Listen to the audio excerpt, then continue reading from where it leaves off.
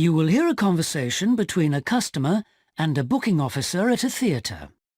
First, you have some time to look at questions 1 to 4.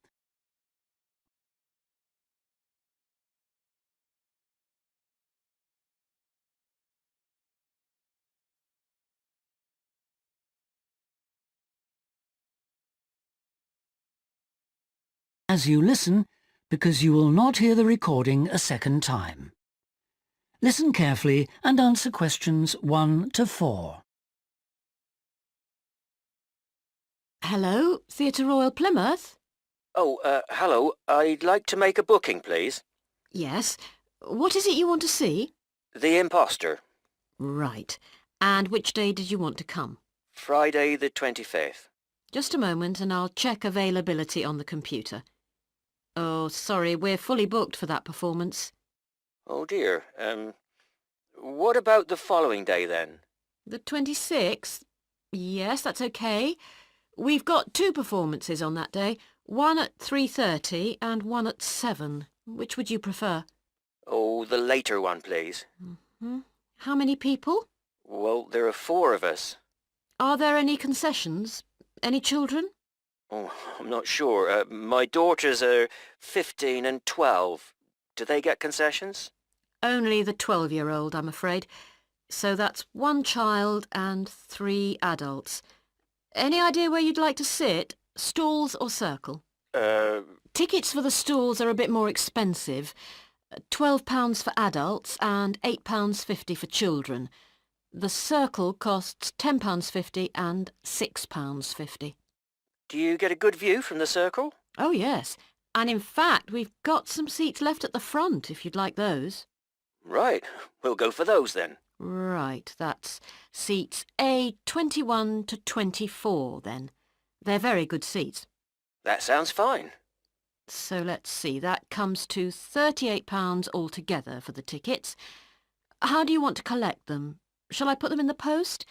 They'd be sent today by first-class mail and there'd be an additional charge of £1 to cover postage and administration. Or do you want to get them from the box office yourself? Oh, yes. Could you send them, please? No problem. That'll be £39 altogether.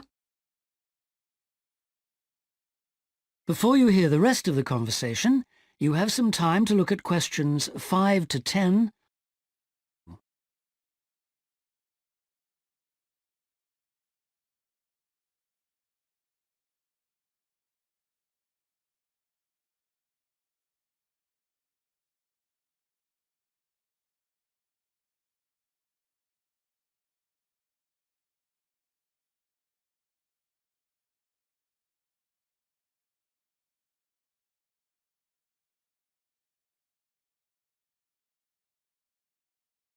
Now listen and answer questions 5 to 10. Could I just take your card details? What kind of card is it? Visa? Switch? MasterCard. OK. And the number? It's 3290 5876 4401 2899. 2899. OK. And the name on the card, please? It's Mr. J. Whitton. WHITTON. N for never or M for mother? N for never. Thank you. And now I've nearly finished, but I just need your address and postcode. Yes, it's 42 South Street, OK. Is that Plymouth? London. And the postcode? It's SW2 5GE. That's fine then. The ticket should be with you tomorrow. Is there anything else I can do for you? Yes, I was wondering if I could get regular information about what's on. Certainly. I can just add your name to our mailing list. Would that be OK? That would be very good. Yes, please. Oh, and there is something else, sorry. One of our group is hard of hearing, and I've heard that you can supply special headphones. That's right. As long as you tell us in advance, we can always do that. I'll book those for you now. and you can just collect them from the box office before the show. Thanks very much for your help. No problem. Thank you for calling. Thank you. Bye. That is the end of part 1. You now have half a minute to check your answers.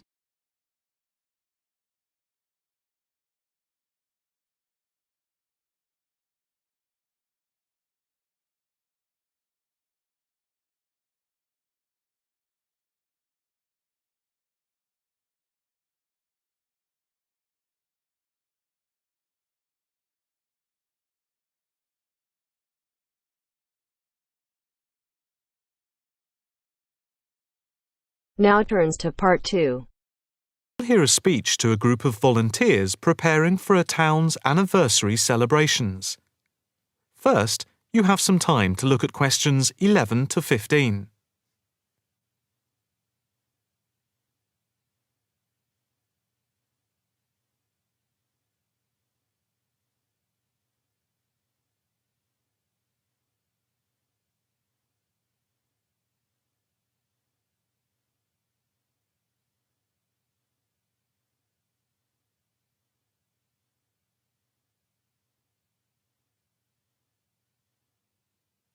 Now listen carefully and answer questions 11 to 15. And now for the preparation plans for the town's 250th anniversary celebrations. We are going to follow the same system we had last year, but with a few changes to increase the party spirit.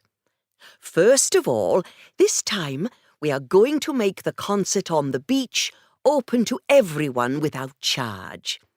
This is because we have been given money by the council for the celebration, and also because last year we had so many problems with keeping people out who had not paid. And on top of this, people will not have to pay for refreshments either, as these are being donated.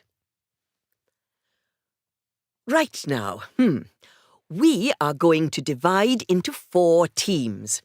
The first one, the beach team, will be responsible for cleaning up the beach on the Saturday morning, picking up litter, bottles, plastic bags, wood, and anything else that's lying around. Everyone is meeting at the beach shop at 8 a.m. It's an early start, but we want to give everywhere a good thorough clean. We have had permission from the council to close the beach to get it ready for the anniversary celebration on Sunday. The second team will be responsible for setting out seating in the square for the speeches and prize giving. Again, an early start is preferable, but the vans with the seats can't be there until 9 a.m. So, shall we say that everyone should meet at the village hall at 9:30? Starting then will allow extra time if the vans are late. Before you hear the rest of the talk, you have some time to look at questions 16 to 20.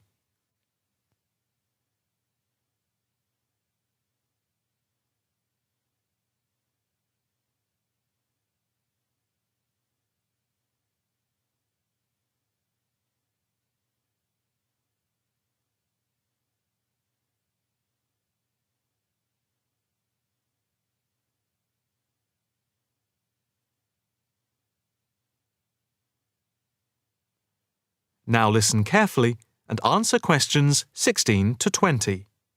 Now, the third team will be the judges. For each of the various competitions, we will have 3 judges. On the whole, they will have had experience of judging before. There will be a boat race, a swimming competition, and the best fancy dress. A cash prize will be given to the winner in each category, and for the 2 runners-up, there will be book tokens.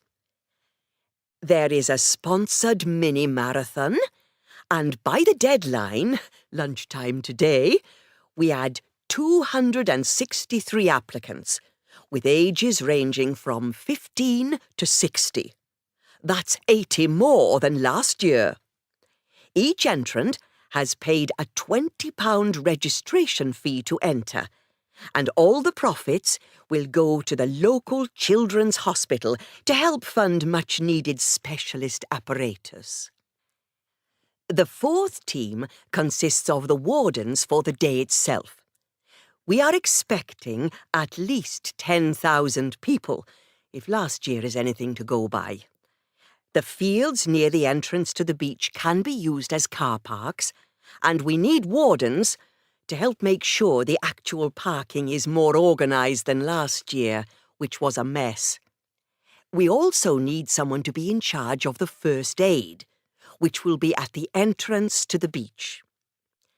Finally, we need some volunteers for the clean-up. Last year we didn't do this very well, and so the council has agreed to provide large bags to collect all the recyclable material like glass and plastic, etc. But we have to deal with the rest, like leftover food, ourselves. We don't want to leave piles of rotten food around or dangerous bottles. That is the end of part 2. You now have half a minute to check your answers.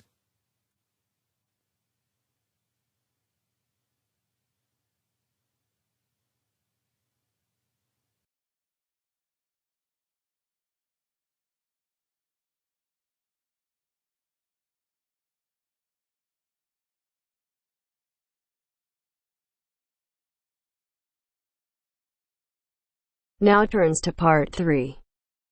You will hear a discussion between a business student called Marco and his personal tutor about the courses that Marco should take. First, you have some time to look at questions 21 to 23.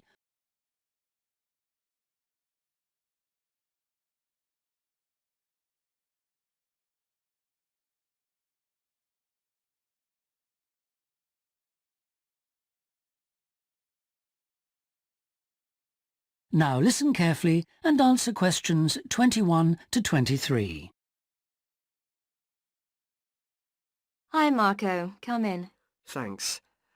I've got a bit stuck trying to select courses for next semester.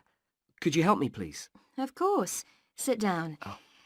First of all, most people just go for the areas of business that they're interested in, but even if something doesn't look very stimulating, it's important that you can use it once you get a job. It's not much good choosing areas that aren't going to be helpful later on. Right. I want to go into management, so I'll need to think about that. And should I start specialising in a particular area yet? I don't think that's wise at this stage. It's better to aim for a wide variety of subjects, especially as management covers so many possibilities. You shouldn't be limiting your choices for later on. Yes, I see. You should also look at how the course is made up. Will you have regular seminars and tutorials, for example, as well as lectures? OK. Some of the lecturers are quite big names in their fields, aren't they? Mm-hmm. Should I aim to go to their courses? Well, remember that the lecturers who aren't well known may still be very good teachers. I'd say we have a consistently high standard of teaching in this department, so you don't need to worry about it. Before you hear the rest of the discussion, you have some time to look at questions 24 to 30.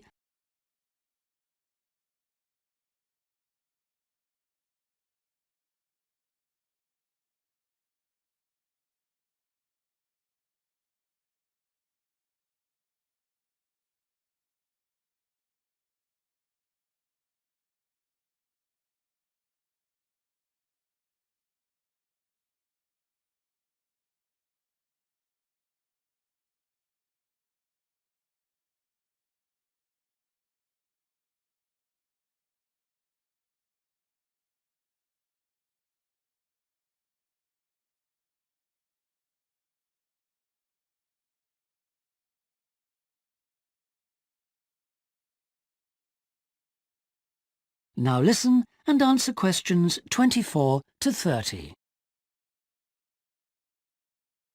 Good. Well, that's a great help. Now, last time we met, you mentioned doing team management, didn't you? That's right. I'm still quite keen on the idea. Mm-hmm. The trouble is that because of changes in the content of various courses, team management overlaps with the Introduction to Management course you took in your first year. So what you learn from it would be too little for the amount of time you'd have to spend on it. I'll drop that idea then. Have you had a chance to look at the outline I wrote for my finance dissertation? I left it in your pigeonhole last week. Yes. Why exactly do you want to write a dissertation instead of taking the finance modules? It'll be pretty demanding. Well, I'm quite prepared to do the extra work because I'm keen to investigate something in depth, instead of just skating across the surface. I realise that a broader knowledge base may be more useful to my career, but I'm really keen to do this. Right. Well, I had a quick look through your outline, and the first thing that struck me was that you'll have to be careful how you set about it, as the way you've organised it seems unnecessarily complex. The data that you want to collect and analyse is potentially valuable, but you'll need to narrow down the subject matter to make the whole thing manageable. OK. I'll have another look at it. I was talking to Professor Briggs about it yesterday, and I got some more ideas then. For part of the dissertation, I was thinking of trying to persuade finance managers from 3 or 4 companies to let me ask them about their company finances. If not, I think I'll have to change to another topic. Well, go ahead then. I could give you some names. Thanks. Now, let's talk about practicalities. Your dissertation must be finalised by the end of May, so you should aim to finish the first draft by the end of March. Is that feasible? Yes, it shouldn't be a problem. I'll need to register for the dissertation, won't I? Is that with the Registrar's Department? No, it's internal to this department, so you just need to let the secretary know. Do that as soon as you're sure you're going to write the dissertation. OK. Then, to analyse your statistics, you're going to need some suitable software. If I were you, I'd drop into the computer office and ask them for a copy. Right. So, if I revise my outline, can I... That is the end of part 3. You now have half a minute to check your answers.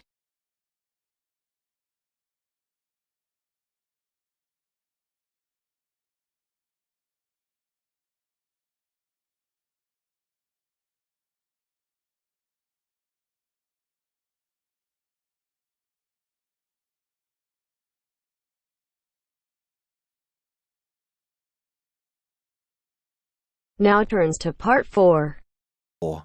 You will hear an orientation lecture on sports therapy. First, you have some time to look at questions 32 to 40.